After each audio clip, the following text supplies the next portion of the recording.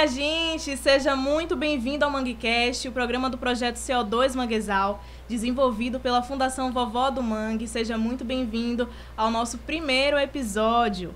Nós já estabelecemos conexões, através das nossas redes sociais, pelo nosso site, através do nosso canal no YouTube, Vovó TV, apresentando as séries Bahia Viva, Raízes da Sustentabilidade, e agora essa forma ainda mais dinâmica, de comunicar com você, de te informar sobre preservação ambiental. E eu estou aqui nesse primeiro episódio com convidados especiais, viu? Sejam muito bem-vindos, Carlinhos de Totti, coordenador do Núcleo de Educação Ambiental do Projeto CO2, e o atual coordenador do Projeto CO2. Sejam muito bem-vindos. É uma honra partilhar esse primeiro episódio com vocês. Olá vocês que estão nos acompanhando. Satisfação, Larissa, meu querido professor Carlinhos. Estamos dando o nosso pontapé inicial, nessa série de podcasts do Manguecast, que vamos falar das ações do Projeto CO2 Manguezal Floresta Viva e das atividades desse ecossistema tão fundamental para o planeta, que é o manguezal e é o carro-chefe onde nós trabalhamos. Além do lógico do manguezal, nós atuamos com outros ecossistemas, mas ao longo da entrevista aqui a gente vai falar detalhar bastante sobre isso. Maravilha! Larissa, um prazer muito grande. Bruno, nosso coordenador geral do projeto. Estamos aqui. Vamos começar? Então? Vamos lá. Bruno, você iniciou as atividades aqui no Projeto CO2 Manguezal em 2013 como técnico ambiental, é isso mesmo? Exatamente. E hoje assume, Hoje o com cargo de coordenador. Com essa missão na coordenação geral das atividades, então é uma satisfação. Na Fundação Vovó do Mangue desde 2011, como voluntário, atuando nas atividades que a Fundação desenvolve não somente Maragogipe, como Semana Estudantil, como Semana do Meio Ambiente. E aí, logo depois, na primeira etapa do Projeto CO2, comecei como técnico, viveirista, lá no viveiro, responsável pelo viveiro, e aí fui ampliando as atividades. E hoje estou na coordenação geral, com esse desafio, junto com Carlinhos e tantos outros colaboradores, fazendo esse trabalho maravilhoso em Maragogipe, em Veracruz e em São Francisco do Conde. Muito bom saber, isso revela vários acompanhamentos de vários ciclos, de várias etapas do projeto aqui na Fundação. E eu gostaria, Bruno, que você compartilhasse com a gente o que define o Projeto CO2 Manguezal hoje.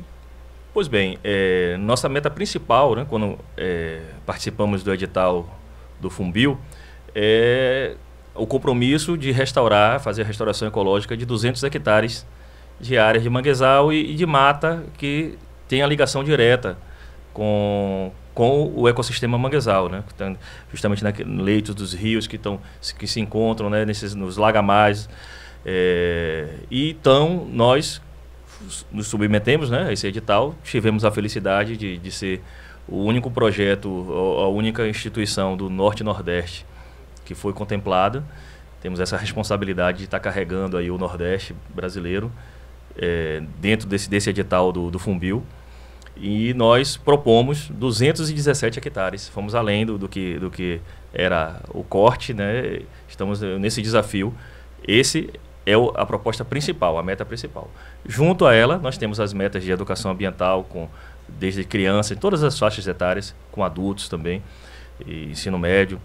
Temos a proposta e o compromisso também do fortalecimento da cadeia produtiva, da restauração, para a restauração. Então, as comunidades que atuam conosco, nós estamos capacitando, nós estamos dando condições que no futuro próximo eles mesmos sejam responsáveis desse trabalho de restauração ecológica.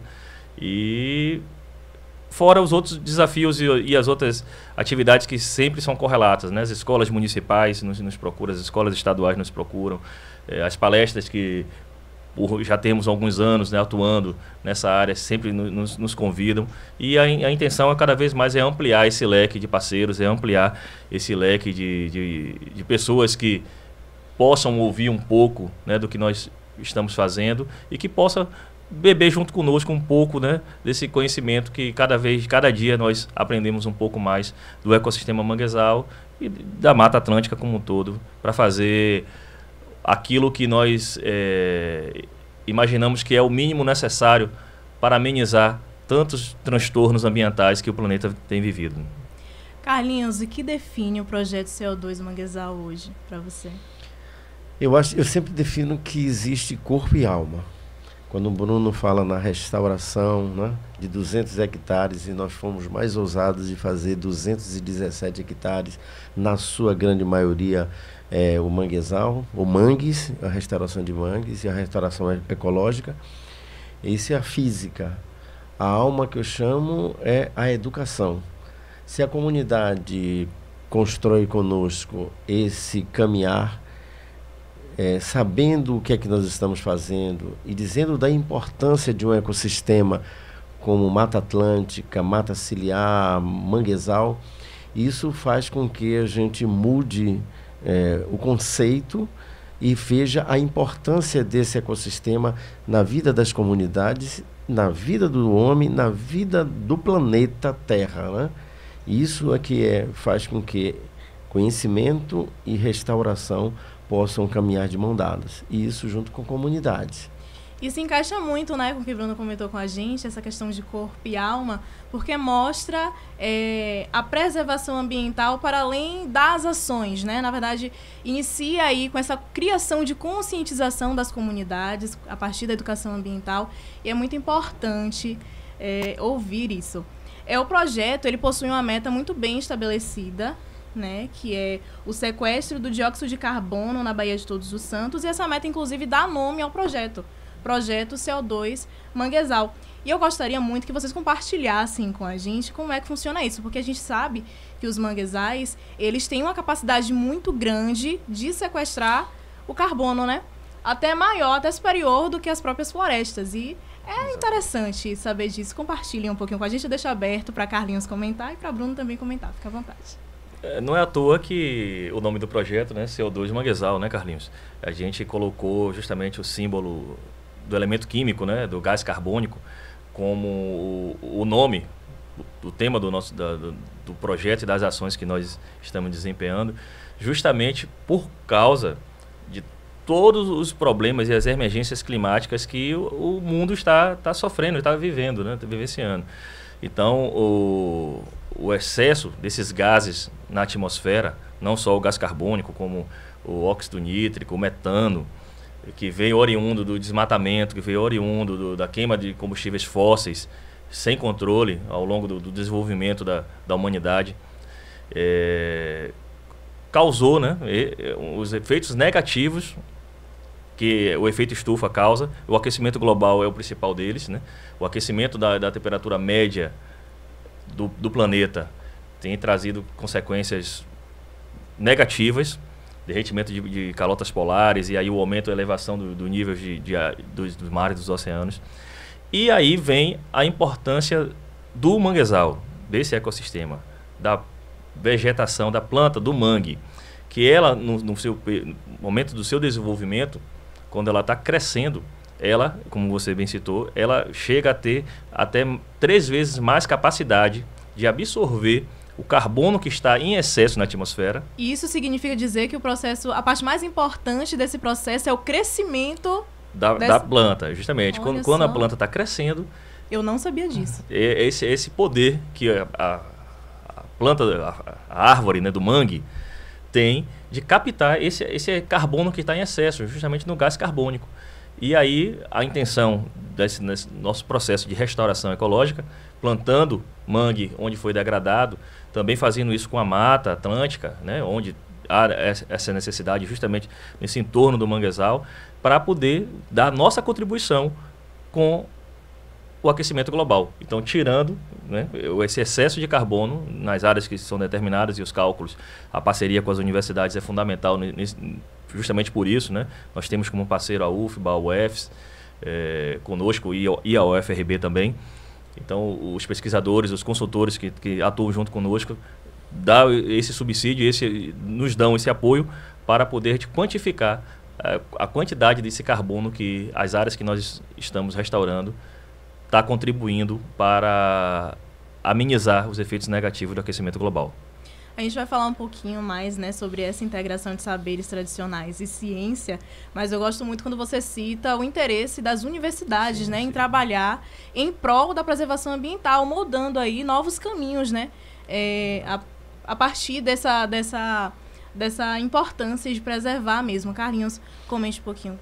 Eu quero somente complementar o que o Bruno falou, é o seguinte, nós estamos trabalhando com CO2, que é o carbono, e é de chamar muita atenção da importância, né, que isso, os mangues e o manguezal, quando a gente fala de mangue e vegetação, quando a gente fala de manguezal, é todo o ecossistema, é o rio, é o mar. É o conjunto. É o conjunto da obra. Pois muito bem, esse carbono na área marítima, na área de mangues, ele é considerado o carbono azul, carbono pesado. Então o mangue tem a capacidade de absorver todas as impurezas, todas do ar, chamar para ele essa responsabilidade de conter nele o carbono e transformar isso em oxigênio. Então, quando o manguezal faz esse processo de transformação em oxigênio, que a gente precisa do ar limpo para poder respirar, nós estamos contribuindo, o manguezal está contribuindo com todo o ecossistema, inclusive com ele, né? Porque é para a fauna, para a flora, e o homem, que faz parte desse conjunto, e o manguezal tem esse potencial maior, né, do que outras florestas. Isso é visto. Mas, dentro desse conjunto, nós temos que chamar a atenção de todas as faixas etárias, né, de que o mangue tem outras importâncias, além dessa máxima que o mundo está vivendo pelo aquecimento global, essa contribuição, né, de estabilidade, melhorar o clima, amenizar o clima quente. Ele tem uma função como maternidade do mar, ele tem uma função como albergue de aves migratórias, ele tem a função de um maior supermercado a céu aberto e gratuito, porque as pessoas vão e tiram os produtos e não encontram caixa para lhe cobrar sobre isso.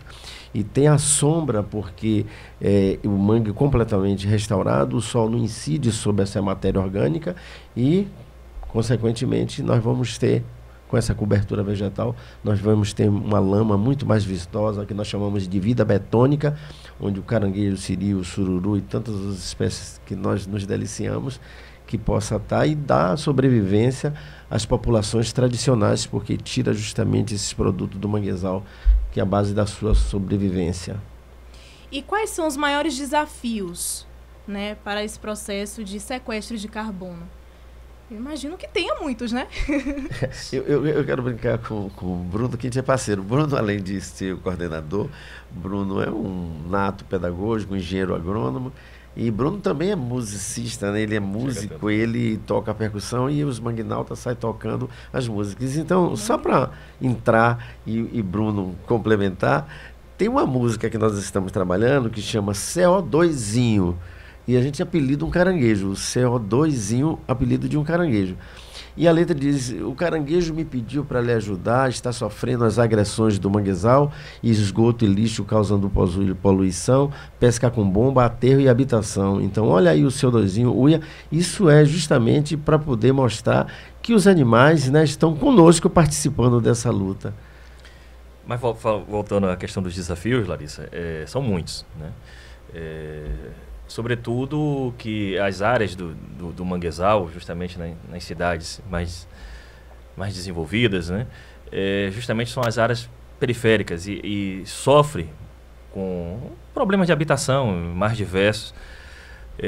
A questão da industrialização também é um fator muito negativo, é um desafio também muito grande para o ecossistema manguezal.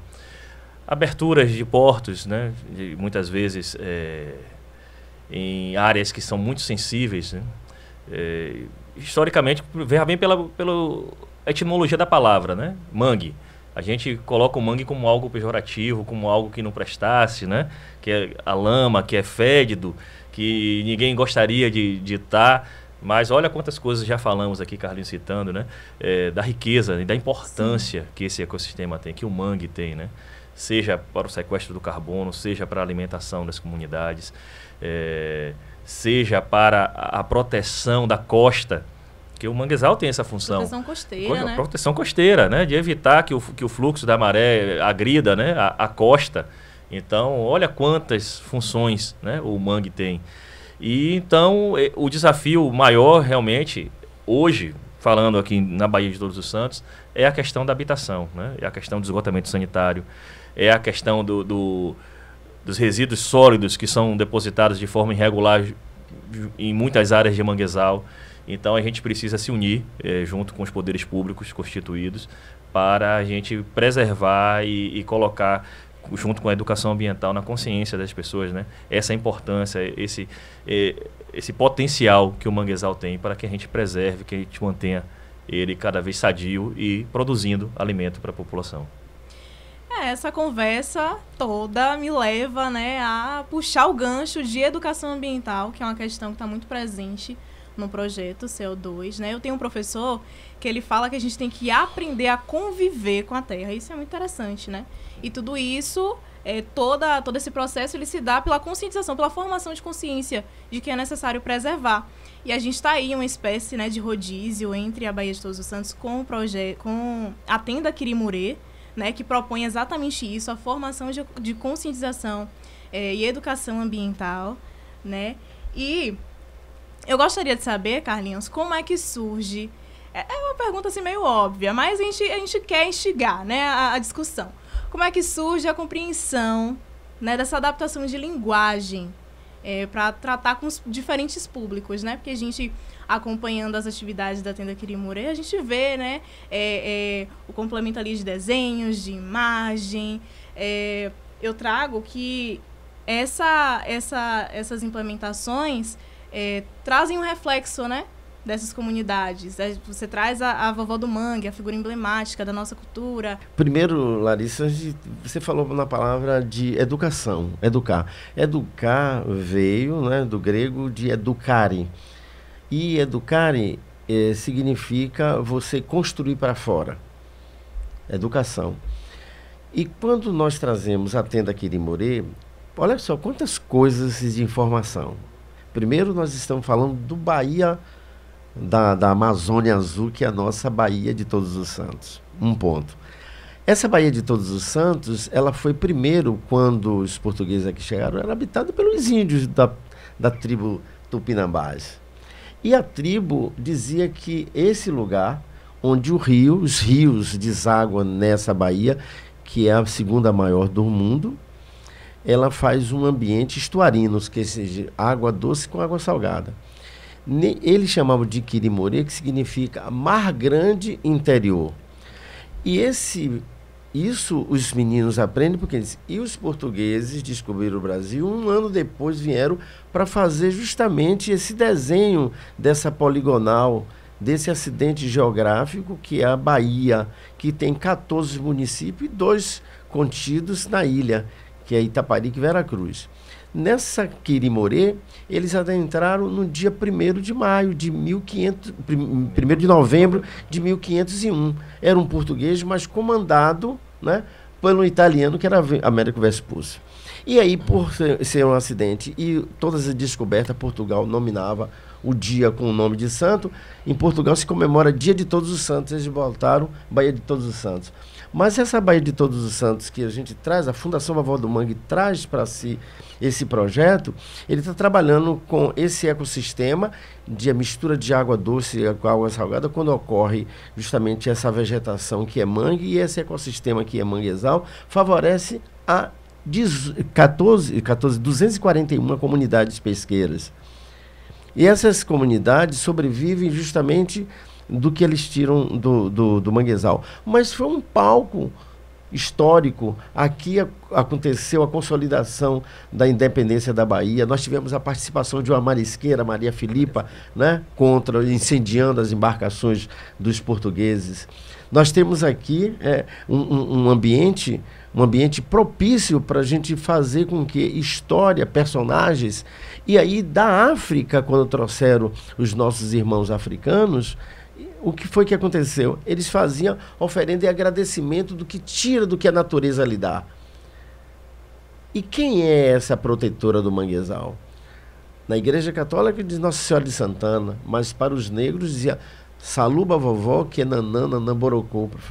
E dizem que ela é muito perversa com aqueles que não cuidam desse ambiente, não tem gratidão, porque tira tudo de graça e a gente devolve o quê? Com a quantidade de lixo assombrosa que está na Baía de Todos os Santos, de garrafa PET, de material, de esgoto, de tantas outras coisas que são impactos. E aí vem essa figura que os meninos tanto adoram, que você fala sobre a vovó do mangue, que é a protetora do manguezal. E aí bem diz a nosso conto de fazer dentro dessa tenda um momento lúdico, principalmente para as crianças, porque eles vão ver os animais que habitam a mata ciliar, os animais que habitam no encontro das águas, que é o caranguejo, o peixe, e eles se veem dentro desses animaizinhos, que são módulos, para a gente fazer a educação ambiental e contar a lenda da vovó do mangue, de fatos históricos. Quando ele diz, vou lhe contar uma história que o preto velho me contou, ele disse que ficou perdido, sentiu tanto medo que se arrepiou, ele viu a vovó do mangue andando de uma perna só e ela lhe pediu charuto, um dente de alho e um pouquinho de pó. Era uma velha rabugenta que protege o mangue e a criação aqui de peixes, crustáceos, moluscos, de águas salobras que desaguam em mim. Mas como em toda a sua história, ele, preto velho, tem memória e é bom pescador, lhe ofereceu o cachimbo, um pedacinho de fumo e aguardente em flor. Sumiu a vovó do mangue, o seu rastro amarelavo. Só na noite de lua cheia o caminho de volta o preto velho achou. Mas isso está intrínseco também nas letras que nós fazemos e explicamos para a criança o que é ser marisqueiro, o que é o dia de uma marisqueira no manguezal. Ela diz, segunda-feira no mangue, na terça-feira marisco, na quarta-feira tem peixe, para quinta-feira vender, a sexta-feira é de branco, no sábado faz a feira e domingo não tem descanso. Isso é vida de marisqueira. Olha quanta linguagem tem. O que é a sexta-feira de branco? É a devoção que eles têm ao sagrado. Então, a tenda Quirimorê tem música, tem vídeo, tem os animais, tem mapas, né, Bruno? Tem mapas. Tem os animais ao vivo para poder eles verem. Então, são muitas informações de maneira apropriada, ou seja, falar fácil é difícil. E falar para as crianças é um prazer imenso para os adultos também. Diz que quando você faz com gosto, com amor, todo dia é feriado. Que massa, que bom ouvir isso de você. E certamente é um impacto muito positivo, né? Que tem na vida e na percepção, na formação mesmo de consciência, de preservação ambiental na vida dessas crianças. Olha, eu soube que em 2023 teve uma música sua autoral que foi selecionada, escolhida como música mundial dos manguezais. Então, para falar isso, eu tenho que falar de um histórico, assim como esses meninos criaram uma banda de rock, né? E tocaram, fizeram a banda de rock, depois a fundação, a Vovó do Mangue, depois a Fundação Vovó do Mangue. Um dia eu voltei e acabei convivendo com esses que foram meus alunos, hoje são meus mestres também, são meus patrões aqui da Fundação Vovó do Mangue, né? Então, o que você me remete assim também, eu sempre gostei da parte de música, e tem um grupo Cantarolama que ele tem músicas somente sobre a questão do manguezal. Então, tem duas músicas que eram, assim, consideradas muito conhecidas fora da Bahia, fora do Brasil também. Só que no encontro lá fora, a Vovó do Mangue, ela não tem essa mitologia tão forte em outras comunidades, em outros países. Então, quando se tocou a música Encontro, eles se viram, disse, essa música ela cabe em qualquer parte do mundo. E aí nós tocamos, e a Fundação Vovó do Mangue realizou esse encontro maravilhoso, que foi o Global Mangue, em outubro de 2023. E essa música foi tocada, inclusive cantou-se também em espanhol. E o que foi que aconteceu com isso? Ela acabou sendo referendada e escolhida, porque não tinha também tantas outras, escolhida para ser o hino dos manguezais do mundo, né? Fala aquela experiência, Carlinhos. Você daquela experiência que você, professora Clarice Panitz, né? Que levou para o Peru, né? Essa música. Fala dessa experiência aí. 9 anos, a Clarice Panitz é uma poetisa, uma escritora, uma cientista. Ela passou 9 anos no Peru e ela divulgou muito esse trabalho que é feito de educação ambiental aqui em Maragogipe. E a música Encontro também foi muito sucesso lá no Chile. E a Marta Vanucci levou a música da Vovó do Mangue para a África. E quando ela terminou de passar a música e disse que ela ia explicar, o pessoal disse que não precisava não, que a própria música e a sonoridade faz com que remete aos ancestrais e essa protetora do manguezal. Então a música Encontro passou a ser o hino, né, mundial dos manguezais. E falar rapidamente aqui do Global Mangue, né, da importância que foi, né, a mudança de chave, né, para a fundação, quando comemorávamos, né, Carlinhos, 30 anos do primeiro encontro, né, de educação ambiental que aconteceu aqui no município de Maragogipe, que foi em 93, né? É isso? 93. E aí, para celebrar esses 30 anos, conseguimos promover, né, o Global Mangue e reunimos aí de diversos países, pesquisadores nacionais, internacionais. Foi uma guinada mesmo, uma mudança de chave e uma certeza, né, do nosso trabalho, que nós estamos realmente no caminho certo fazendo esse trabalho de conscientização, esse trabalho de educação ambiental que temos o professor Carlos de Totti aqui sempre na vanguarda, né, sempre à frente, tocando essas atividades. Isso é muito gratificante para todos nós, com certeza. A música é um dos instrumentos da educação. O desenho, a poesia, a leitura, a redação, a música. E transmitir a educação através da música é uma arte. E de repente o pessoal já vem fazendo coreografia, né? O pessoal do Rio de Janeiro, Mundo da Lama, já fazendo as coreografias em cima das letras que referem-se a Manguezal. E a gente tem uma inserção. E a gente vê as crianças. Tem um vídeo mesmo que nós estamos passando, o menino da comunidade, a dança dele faz um sucesso. Um sucesso. Não foi gravado, foi espontâneo e está sendo imitado. Então é uma forma de educar. Educar para hoje e educar para a vida. Sim.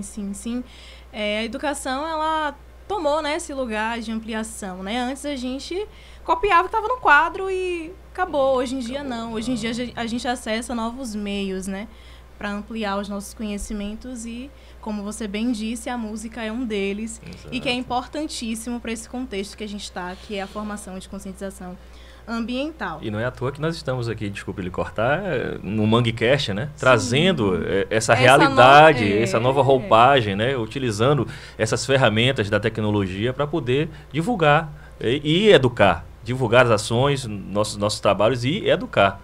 Desde 1992, com a ECO, se falava em desenvolvimento sustentável e agora você sabe que a ONU, né, tem metas para isso, de a gente fazer um desenvolvimento sustentável.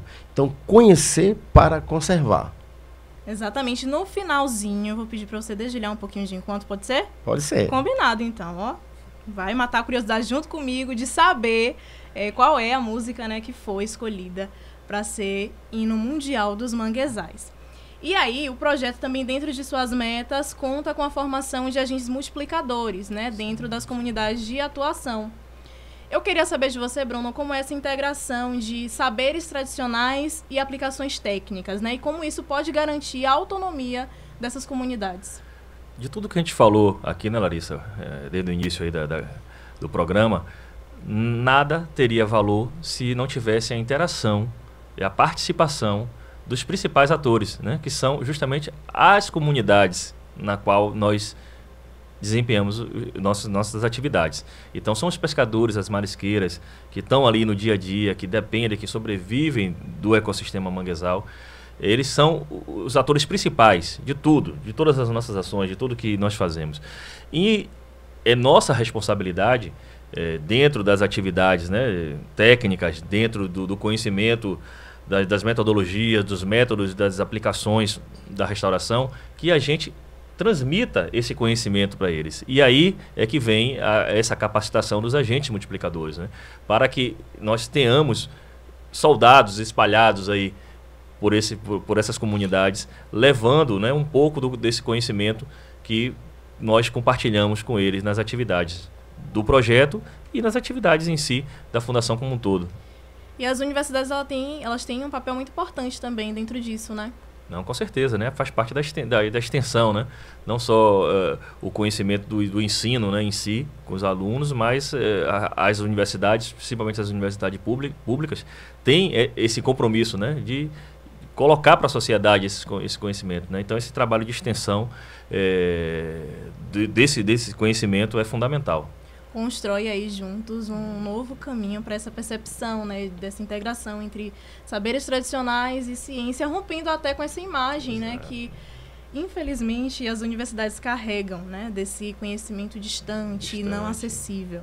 Isso é muito importante. Ultrapassando os muros e as paredes, Exatamente. as portas, né?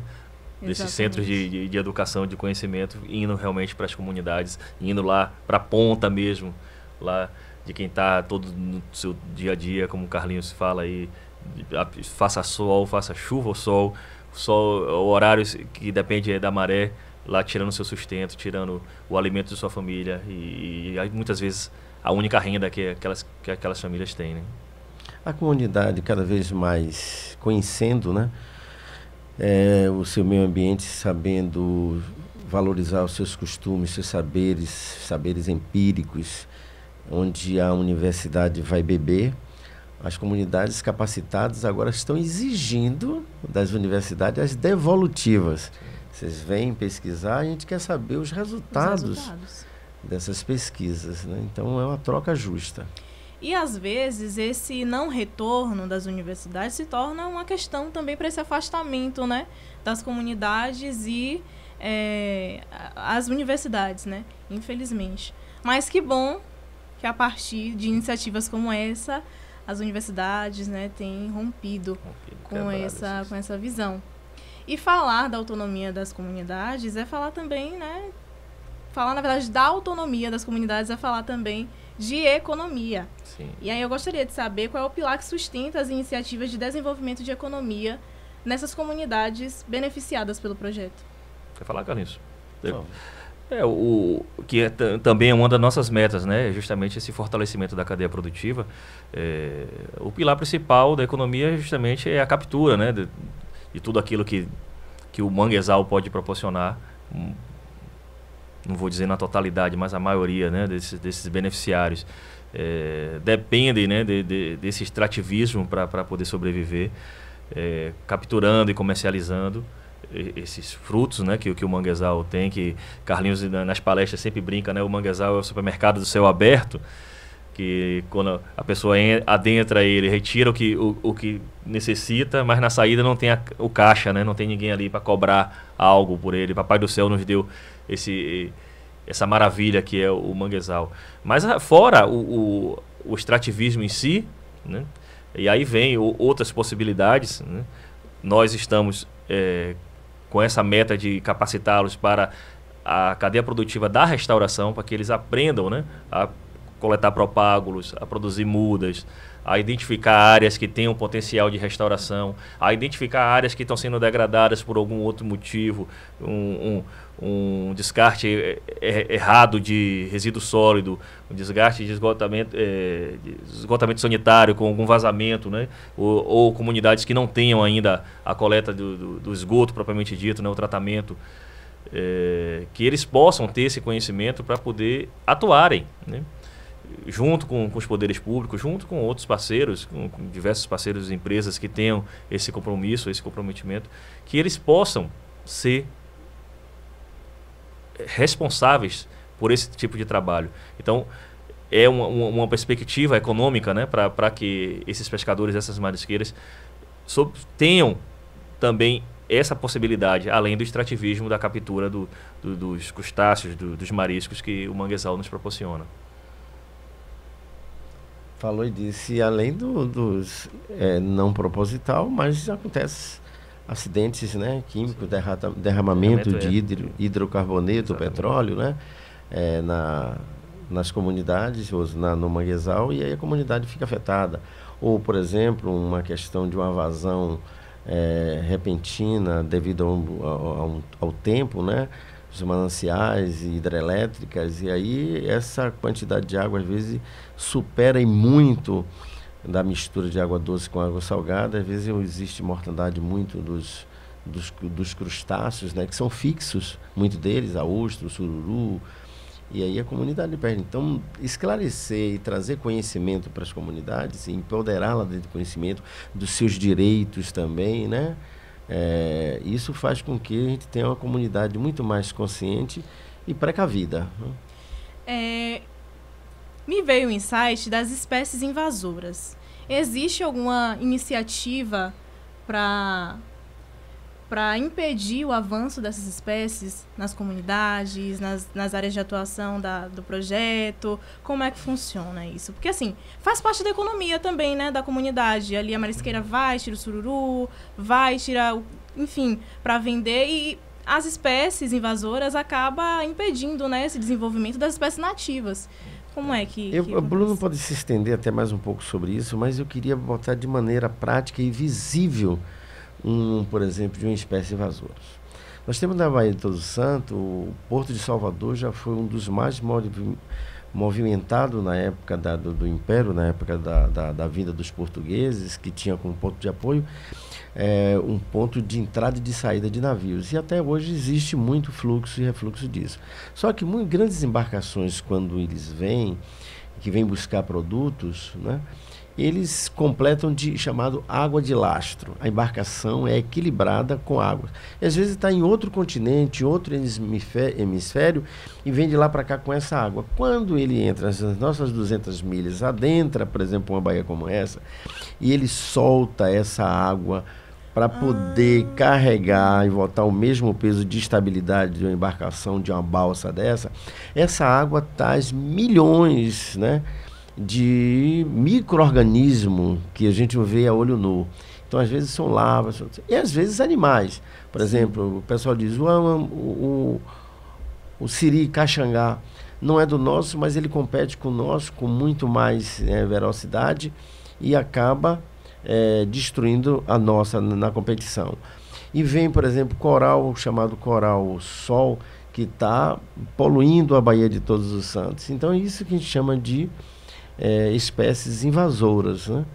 E o controle é muito difícil para isso.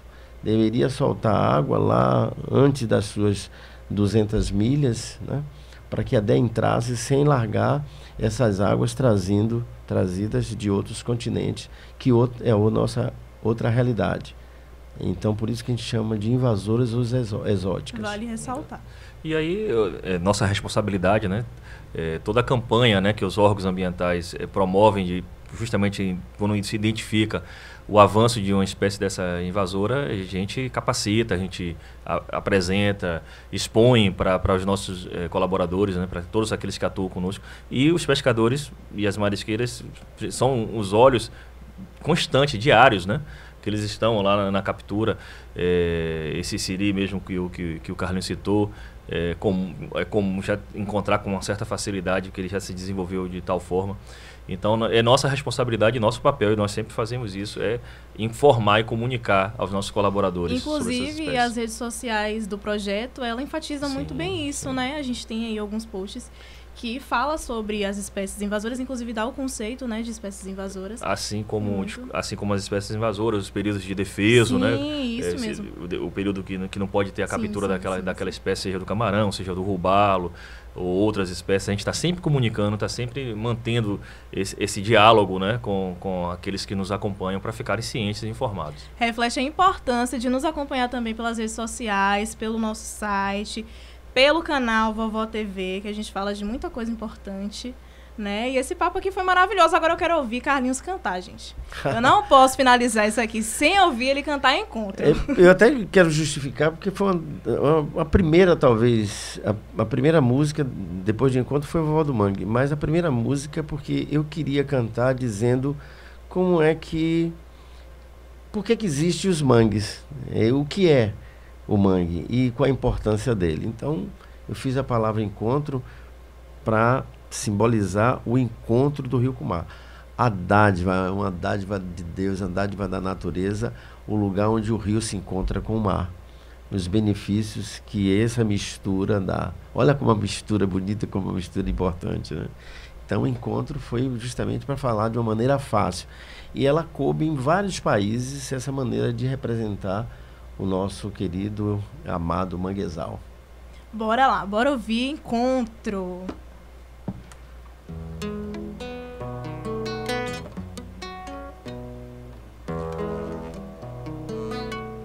O rio se encontra com o mar, veja como é rica a lama que dá.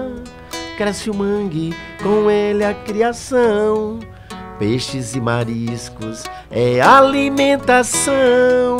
Não corte o mangue porque pode morrer a vida que tem dentro do mar.